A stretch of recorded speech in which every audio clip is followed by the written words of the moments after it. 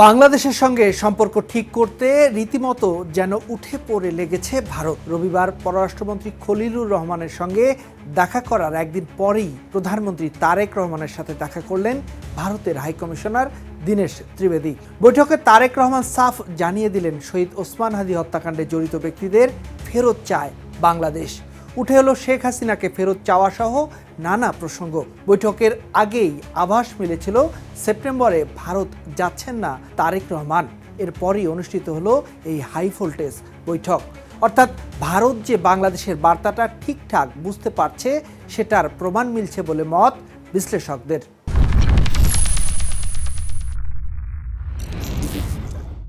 গত কয়েক মাস ধরেই দিল্লির সুর বদলাচ্ছে। খেয়াল করলে সেটা স্পষ্ট। জুন মাসে দায়িত্ব নেওয়ার পর দীনেশ ত্রিবেদী প্রথমবার প্রধানমন্ত্রীর দেখা পেলেন এই সোমবারেই। অথচ দায়িত্ব নেওয়ার পর থেকে একের পর এক বার্তা দিয়ে গেছেন তারেক রহমান আর নরেন্দ্র মোদী। দুই নেতা একসঙ্গে বসলেই নাকি সব সমস্যার সমাধান হয়ে যাবে।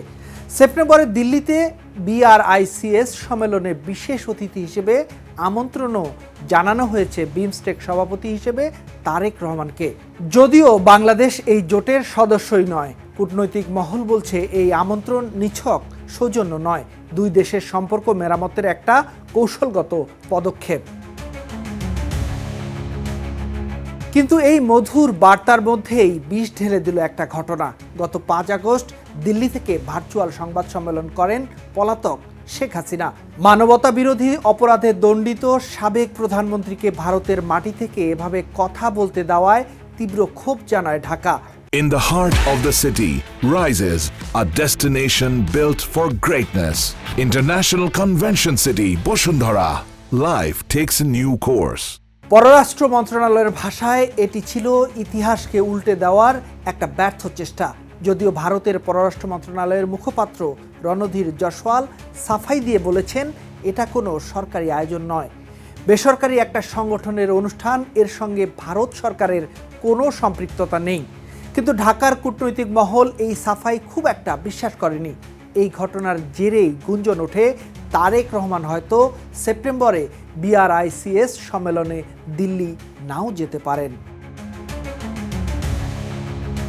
ঠিক এই টানাপোড়েনের মধ্যেই এলো সোমবারের সেই বৈঠক। প্রধানমন্ত্রীর দপ্তর সূত্রে জানা গেছে, বৈঠকে তারেক রহমান স্পষ্ট ভাষায় শহীদ শরীফ ওসমান বিন হাদি হত্যাকাণ্ডে জড়িতদের বাংলাদেশে ফিরিয়ে দেওয়ার কথা পুনর্ব্যক্ত করেন।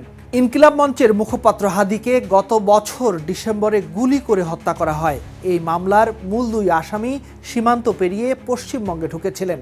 পরে তারা আটক হন। তারপর থেকেই তাদের ফেরত পাঠানোর দাবি জোরালো হচ্ছিল। এর পাশাপাশি বৈঠকে আরেকবার সামনে আনা হয় শেখ হাসিনাকে ফেরত পাঠানোর প্রসঙ্গ। বৈঠকে বলা হলো, বাংলাদেশ আশা করে ভারত হাসিনাকে প্রত্যর্পণের প্রক্রিয়া ত্বরান্বিত করবে। অর্থাৎ সৌজন্য সাক্ষাতের আড়ালে আসলে হয়ে গেল কড়া বার্তা বিনিময়, কোনো রাগঢাক না রেখেই।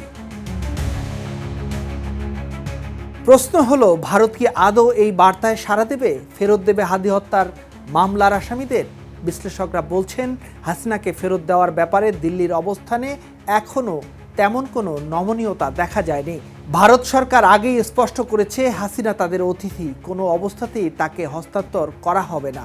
তবে হাদি হত্যা মামলার আসামিদের ফেরত দিতে পারে ভারত, এমন অনুমান বিশ্লেষকদের। যাই হোক, ত্রিবেদীর সঙ্গে বৈঠকের সুর ছিল অন্যরকম। জ্বালানি আর বিদ্যুৎ সংকটে থাকা বাংলাদেশকে অতিরিক্ত বিদ্যুৎ আর ডিজেল সরবরাহের আশ্বাস দিয়েছে ভারত। তিস্তা আর গঙ্গা চুক্তি নবায়ন নিয়েও কার্যকরী গ্রুপ কাজ করছে বলে জানিয়েছেন হাইকমিশনার নিজেই। তবে এবারের পুরো ঘটনা প্রবাহে একটা জিনিস স্পষ্ট, বাংলাদেশ এখন আর নীরবে সব মেনে নেওয়ার জায়গায় নেই। 2024 সালের জুলাই অভ্যুত্থানের পর বদলে যাওয়া বাংলাদেশ এখন প্রকাশ্যেই নিজের শর্ত জানাচ্ছে। হাদির খুনি ফেরত চাই, হাসিনাকে ফেরত চাই, সীমান্তে পুশিন বন্ধ চাই, নদীর পানির ন্যায্য ভাগ চাই। আগের মতো নিঃশর্ত সৌজন্যের রাজনীতি আর চলছে না। প্রধানমন্ত্রীর দপ্তরের এক দায়িত্বশীল কর্মকর্তা গণমাধ্যমে বলেছেন, বাংলাদেশ আলোচনার মাধ্যমেই সমস্যা সমাধান চায়, তবে পারস্পরিক সম্মান আর মর্যাদা বজায় রেখেই। অর্থাৎ সম্পর্ক এগোবে, কিন্তু শর্ত সাপেক্ষে একতরফা সমঝোতার দিন শেষ। আর ভারতও যে এই পরিবর্তিত বাস্তবতা আজ করতে পারছে তার আভাস মিলছে একের পর এক পদক্ষেপে। হাই কমিশনারকে ইতোমধ্যে ভারতের প্রোটোকল তালিকায় ক্যাবিনেট মন্ত্রীর মর্যাদা দেওয়া হয়েছে। প্রায় 2 বছর বন্ধ থাকার পর বাংলাদেশিদের জন্য পর্যটন ভিসাও চালু হয়েছে জুনে। একের পর এক নরম বার্তা, ঘন ঘন বৈঠক, বিদ্যুৎ জ্বালানির প্রতিশ্রুতি, সবকিছুই বলছে একটা কথা, দিল্লি বুঝে গেছে ঢাকাকে আর আগের মতো ছোট ভাই হিসেবে ট্রিট করা যাবে না। সম্পর্কটা এখন হতে হবে সমানে সমানে, পারস্পরিক স্বার্থ আর সম্মানের ভিত্তিতে।